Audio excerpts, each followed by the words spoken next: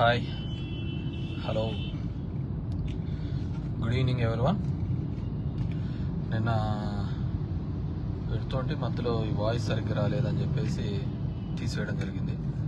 Hope ఇప్పుడు voice బాగా వస్తున్నట్టు అనుకుంటున్నాను. కపుల్ ఆఫ్ థింగ్స్ మాట్లాడాలని. నిన్న బీజేపీ ప్రెసిడెంట్ ఆంధ్రప్రదేశ్ శాఖకు సంబంధించిన పురంధేశ్వరి గారు చంద్రబాబు నాయుడు గారి కోసం చాలా ఇదిగా మాట్లాడింది. అది ఆయన మాట్లాడినాడా, లేకుంటే ఆమె మాట్లాడిందా, లేకుంటే బీజేపీ వాళ్ళు పైనుంచి మాట్లాడించినారు అనేది ఇట్స్ బిగ్ క్వశ్చన్. చూడాలి దాని తర్వాత. ముఖ్యంగా ఆమె మాట్లాడినది ఏంటంటే, కాన్స్టిట్యూషనల్ పోస్ట్లో ఉండే చంద్రబాబు నాయుడు గారు మాట్లాడకుండా ఇంకెవరు మాట్లాడతాడు, సుప్రీంకోర్టు అలా అనకూడదు కదా అనే పద్ధతిలో చెప్పడం జరిగింది. ద బేసిక్ ఏంటంటే, కాన్స్టిట్యూషన్లో హైయెస్ట్ పొజిషన్లో ఉండి ముఖ్యమంత్రి స్థాయిలో ఉన్న అతను మాట్లాడకూడదు. ఎవరు మాట్లాడినా, కింద ఉన్న వాళ్ళు ఎవరు గాలి మాటలు మాట్లాడినా ఒక రకంగానే, పదవిలో ఉన్న వాళ్ళు మాట్లాడే మాట చాలా జాగ్రత్తగా మాట్లాడాలి, చాలా కేర్ఫుల్గా మాట్లాడాలి. అలా మాట్లాడుతుంటేనే దానికి అందంగా ఉంటుంది.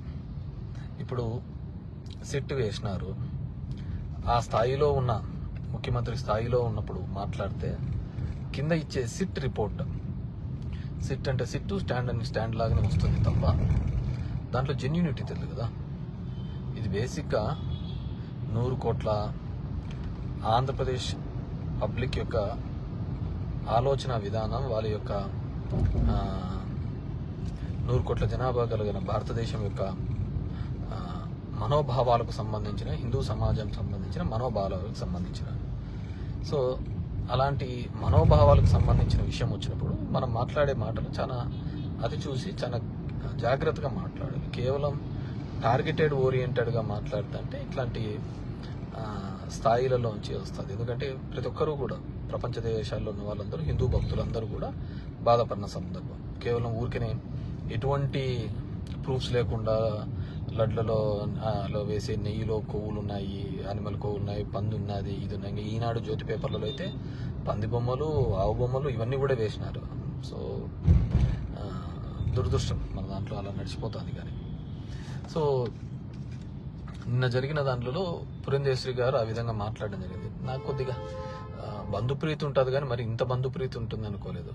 గతంలో వాళ్ళ నాయన్ని దించినప్పుడు కూడా పాపం చంద్రబాబు నాయుడు గారిని ఇలాగే వెనకేసుకొని వచ్చినట్టున్నారు. కానీ దాని తర్వాత దగ్గుపాటి వెంకటేశ్వరరావు గారు రియలైజ్ అయిపోయి బయటకు వచ్చి ఒక బుక్ రాసి చంద్రబాబు యొక్క చరిత్ర ఎలాంటిది, అతను ఏ విధంగా ఉంటాడు, ఏ విధమైన ఆలోచనతో ఉంటాడు చంద్రబాబు నాయుడు అని చెప్పడం జరిగింది. ఆయనన్ను అడిగింటే సరిపోయేదేమో దగ్గుపాటి గారిని. ఎందుకంటే ఆయన మీద నాకు మంచి రెస్పెక్ట్ ఉంది. ఆయన ఒక బుక్ రాశాడు. ఆ బుక్ అంతా 9 to 14 మధ్యలో మేము అసెంబ్లీలో ఉన్నప్పుడు అందరికీ పంచిపెట్టడం జరిగింది. Good regards.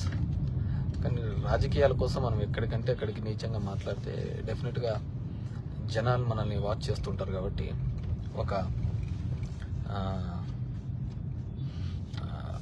అసహ్యమైన భావన కలుగుతుంది.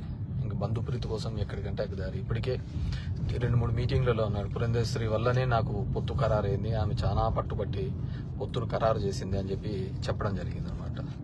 దురదృష్టం ఉన్నది దానిలో కోసం, పదవి కోసమే తప్ప సిద్ధాంతాల కోసం ఎక్కడ కనపడలేదు. దట్స్ వాళ్ళ డిస్క్రిప్షన్. మంచి పోస్ట్లో ఉన్నారు, మంచి పదవిలో ఉన్నారు, ఉన్నత పదవులు. కానీ జాగ్రత్తగా, సుప్రీంకోర్టు కూడా అదే చెప్పింది, ఆ పదవులలో ఉన్నప్పుడు మనం జాగ్రత్తగా.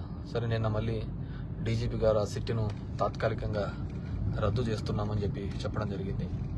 3వ తేదీ చూడాలి జడ్జిమెంట్లో ఏ విధంగా వస్తుంది అని చెప్పేసి. సో అది ఏ విధంగా వచ్చినా ముందు అయితే దాని మీద గ్యాగ్ వస్తే బెటర్ అనేది నా ఉద్దేశం, నా యొక్క ఆలోచన. అంటే ఎవరే కానీ మాట్లాడకూడదు, లెట్ ద రిజల్ట్ కమ్. దాని యొక్క రిజల్ట్ దాంట్లో కన్నా నిజంగా జరిగింటే అది ఎంతటి వారైనా సరే శిక్ష అనుభవించాల్సిందే. There is no excuses in that.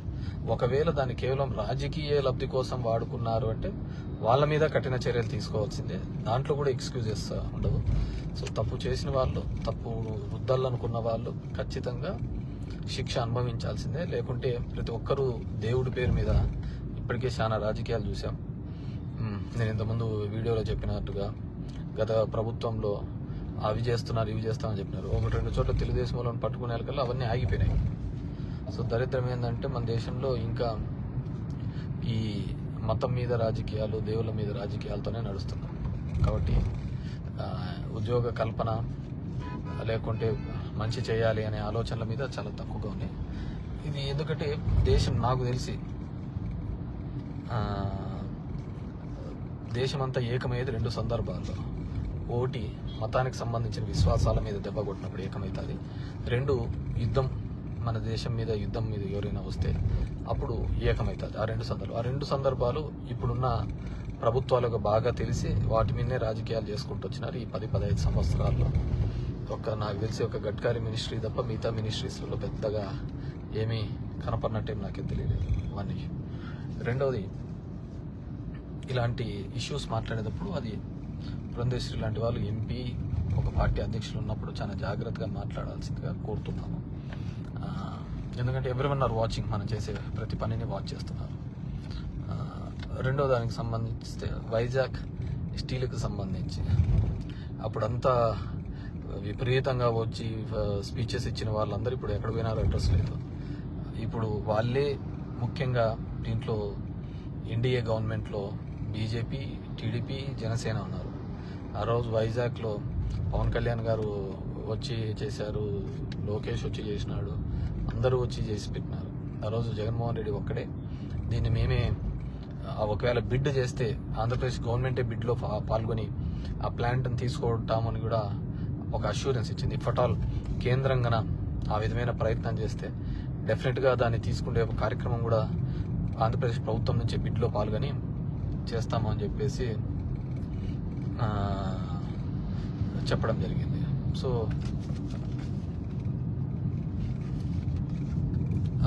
We have to see అది ఏ విధంగా ఎలా చేస్తారనేది.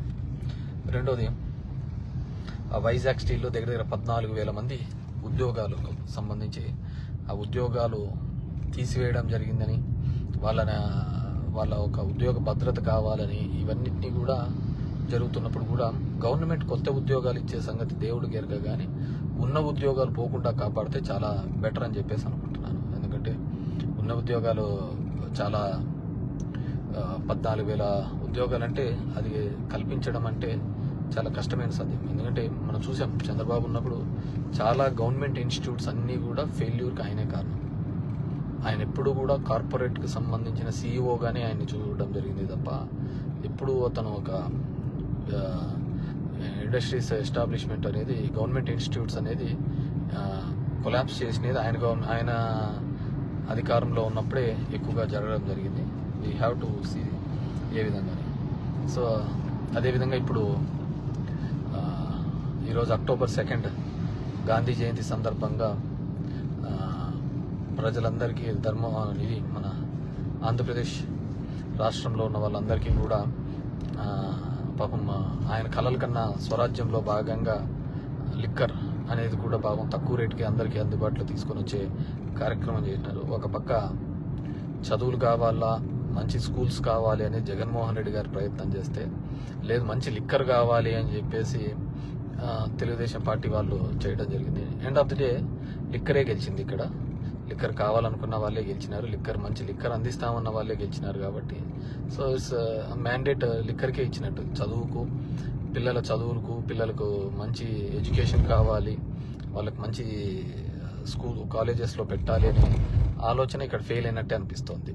So we have to see ప్రజల యొక్క ఆలోచన. మనం అదే అంటున్నాం కదా, స్కూల్ కావాలి, స్కూల్ మంచిగా చేయాలి, వాటిని నాడు నేడులో తీసుకొని వచ్చి అక్కడ ఆర్ఓ ప్లాంట్లు ఉండాలి, మంచి టేబుల్స్ ఉండాలి, మంచి ఇవన్నీ ఉండాలి, స్టాఫ్ ఉండాలి, డిజిటల్ బోర్డ్స్ ఉండాలి అనేది ఆయన ఆలోచన.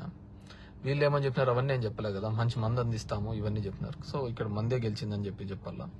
అదేవిధంగా ఎలక్ట్రిసిటీ బిల్లుకు సంబంధించి కూడా ఆయన చంద్రబాబు నాయుడు గారు చెప్పినారు, నేను ఎలక్ట్రిసిటీ బిల్లు పెంచను. Second prime minister of India Lal Bahadur Shastri గారిది కూడా పుట్టినరోజు. అంటే చాలామంది ఆయన్ని మర్చిపోయి అయినారు. He is the one. జై జవాన్ జై కిసాన్ అనే నినాదం తీసుకొని రావడం జరిగింది. 1962 second war against the Pakistan. Date యొక్క కన్ఫర్మేషన్ నాకు సబ్జెక్ట్ నాకున్న నాలెడ్జ్లో ఎప్పుడో 10th లోనే ఎప్పుడో చదువుకునేటు కదా. పాకిస్తాన్ వార్ మీద కూడా ఇండియా తరపున ఉన్నప్పుడు ఆయన ప్రైమ్ మినిస్టర్గా లీడ్ చేసినాడు సెకండ్ టైం అప్పుడు. అదేవిధంగా వాటి మీద ఒక ఒప్పందం చేయడానికి తాష్కెంట్ ఒప్పందం అని యుక్రెయిన్కి ఉజ్బెకిస్తాన్కి ఎక్కడికో వెళ్ళినప్పుడు అక్కడ అనుమానాస్పద మృతి చెందినట్టు నేను చదివిన దాని ప్రకారం అయితే ఆయన ఇండియా పోస్ట్ మార్టం లేకుండానే ఆయన దహన సంస్కారాలన్నీ కూడా జరిగిపోయినాయి. సో ద వన్ వైట్ ఈ జై జవాన్ జై కిసాన్ అనేది అదేవిధంగా మిల్క్ దాంట్లో వైట్ రెవల్యూషన్ అని గ్రీన్ రెవల్యూషన్ అని పాడి పంటలకు సంబంధించి ఇవన్నిటినీ కూడా తీసుకొని రావడం జరిగింది. ఒకటి we have to remember him also. So what ever maybe ఈరోజు 8,000 కోట్ల రూపాయలు అడ్జస్ట్మెంట్ కింద పడుతుంది. దాన్ని నేను ఎక్కడో ఆంధ్రజ్యోతిలోనే ఎక్కడో చూసిన, జగన్మోహన్ రెడ్డి చేసిన పాపమే ఇదంతా, జగన్మోహన్ రెడ్డి వల్లనే ఇదంతా పడింది అని చెప్పేసి కూడా చూడడం జరిగింది. ఇంకెన్నాళ్ళు 100 రోజులు అవుతుంది, రోజుకి 20 రోజులు జగన్మోహన్ రెడ్డి గారి పేరు చెప్పందే వీళ్ళకి ముందుకు పోవటంలే అయిపోయింది కదా. జగన్మోహన్ రెడ్డి గారిని ఇప్పుడు లేడు ఆయన ముఖ్యమంత్రిగా, ఇంకా రోజు ఆయన నామస్మరణ లేకుండా మీకు ముద్ద దిగకపోతే ఎట్లా? డెఫినెట్గా మీదేదో ఇంపాక్ట్ చూపింది. ఎప్పుడు వాడిని ఇట్లా చేస్తాం, వీడిని ఇట్లా చేస్తాం, అది చేస్తాం అనేది ఎందుకంటే మీరు చెప్పినది ఏం చేస్తున్నారు? రెడ్ బుక్ అన్నారు, సరే ఓకే ఫైన్, రెడ్ బుక్ని యాక్సెప్ట్ చేద్దాం, ఇంప్లిమెంట్ చేయండి. దాని తర్వాత ఇంకోరు వచ్చి ఇంకో బుక్ చేస్తారు. కానీ మీరు చెప్పిన హామీలు ఏంటి? జనాలకు ఏ విధంగా మేలు చేస్తాం అనేది అని చెప్పినాను. అదేవిధంగా కానిస్టేబుల్స్ ప్రక్రియ కూడా ఇది అని చెప్పేసి ఆల్రెడీ గతంలో ఇది జగన్మోహన్ రెడ్డి కాల్ చేసినదే కదా, 6,500 దాకా ఉద్యోగాలు. కానీ 15% అది హోంగార్డ్కి వాళ్ళకున్న పర్సెంటేజ్ పెంచే దాంట్లో కొద్దిగా డిఫరెన్సెస్ రావడంతోనే అది కోర్టులో పెండింగ్ ఉండిపోయి నిలిచిపోయింది. ఇప్పుడు కోర్టులో క్లియర్ అయిపోయి చేసినది. మీరు కొత్తగా ఆలోచించే విధానం చేసినది ఏమున్నాయి? ఇంకా మెగా డిఎస్సి అన్నారు, అంతా 20,000 25,000 అన్నారు, 15,000 అంటున్నారు. చూద్దాం అది ఎలా చేస్తారు అని చెప్పేసి. వాటెవర్ మేబీ జరుగుతున్న పరిణామాలన్నీ కూడా దేర్ ఇస్ ఏ ఆంధ్రప్రదేశ్లో కూటమి ప్రభుత్వం వచ్చిన తర్వాత ఎక్కడికో తీసుకొని వెళ్తారు, సంపద సృష్టిస్తారు అని అనుకునేది. మామూలుగా ఎలాంటి సంపద సృష్టించాలి? మనము మన అప్పులన్నీ తీర్చేస్తాను అనే పద్ధతిలో చెప్పినాడు. ఇప్పుడు మళ్ళీ అమరావతి కోసం 15,000 కోట్లు కేంద్రం నుంచి అప్పు తీసుకుంటున్నారు, గ్రాంట్గా కాకుండా అప్పుగా తీసుకుంటున్నారు. సో వీటన్నిటినీ కూడా చూడాలి. సంపద ఎక్కడ సృష్టించబడుతోంది, ఏ విధంగా పోతుంది, జిఎస్టీ కలెక్షన్స్ ఎందుకు తగ్గినాయి, ఇవన్నీ కూడా మనం ఆలోచించుకోవాల్సిన విషయం. సో సెన్సిటివ్ ఇష్యూస్ మీద అందరూ కూడా నీట్గా మాట్లాడితే బాగుంటుందని చెప్పేసి అనుకుంటున్నాను. ఎందుకంటే నేను చూసేది ఎప్పుడో లోకేష్ కూడా పాదయాత్రలో చేసేటప్పుడు కర్ణాటకలో కొద్ది దూరం పోయి ఒక పెట్రోల్ బంక్ దగ్గర పోయి చూపించి, ఇక్కడ చూడు ఇక్కడికి ఆంధ్రప్రదేశ్కి 10 రూపాయలు తేడా ఉంది అని పెట్రోల్ బంక్స్లో ఆయన చెప్పడం జరిగింది. డెఫినెట్గా బీజేపీ పాలిత రాష్ట్రాలలో వాళ్ళే పెంచి వాళ్ళే 10 రూపాయలు తగ్గించడం జరిగింది. వాళ్ళే రేటు పెంచినారు, వాళ్ళే 10 రూపాయలు రేటు కూడా తగ్గించడం జరిగింది. ఇప్పుడు కూడా ఎన్డీఏ కూటమిలో ఉన్నారు, భాగస్తులే కదా. ఆ రోజు 10 రూపాయలు ఉండేది, ఈ రోజు కర్ణాటక పోతే అదే రేటే ఉంది.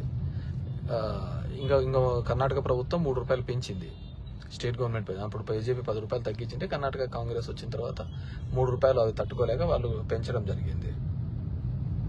సో ఇక్కడ ఇప్పుడు ఎన్డీఏ వాళ్ళదే కదా, బీజేపీ కోయిలేషన్తోనే ఉంది కాబట్టి వాళ్ళు కూడా 10 రూపాయలు తగ్గించాలా. సో వాళ్ళు గతంలో చెయ్యలేదని వైసీపీ మీద ఆరోపించినప్పుడు వాళ్ళు అవి చేస్తేనే దాంట్లో వాళ్ళకంటూ ఒక క్రెడిబిలిటీ ఉంటుంది కాబట్టి. సో దీస్ ఆర్ ఆల్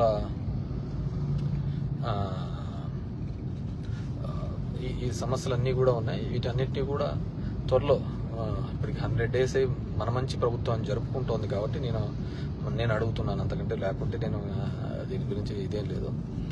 100 రోజుల్లో నిత్యావసర సరుకులు ఏ విధంగా పెరిగినాయి అనేది కూడా చూసుకోవాలా. అంతకుముందు బాధుడు అని చెప్పారు, ఈరోజు ఏం బాధుతున్నారో ఏమవుతున్నారో జనాల దగ్గరికి ఎవడన్నా పోయి అడిగేవాడు ఉన్నాడా, అడిగి ఇది ఇందని చెప్పేవాడు ఉన్నాడా అనేది కూడా లేకుండా పోయింది. మా ఎవరో పెట్టారు, గుడ్ మార్నింగ్ ప్రోగ్రామ్ చేసావు కదన్నా ఎందుకు ఓడిపోయినావు అని. ఏం చేస్తాం, మనం మంచి చేయాలనే ప్రయత్నం చేసిన. సో కాకపోయింది నాయన, జనం దగ్గరికి వెళ్ళాలి, తీర్చాలి అనేది నా ఆలోచన. సో వాళ్ళకు ఏదో వచ్చిపోతానాలే, రోజు చూసినోడే కదా, ఆ విలువ తెలిసినప్పుడు. ఇప్పుడు చూస్తున్నాము, నెలకు 2 రోజులు వస్తా అంటాడు, జనంతో ఉండదు, హడావిడి చేసి వెళ్ళిపోతున్నాడు. అలాంటి వాళ్ళే కావాలేమో ప్రజెంట్ రాజకీయాలకు. హోప్ ఫర్ ది బెస్ట్, ఏమవుతుందో చూద్దాం. Thank you very much.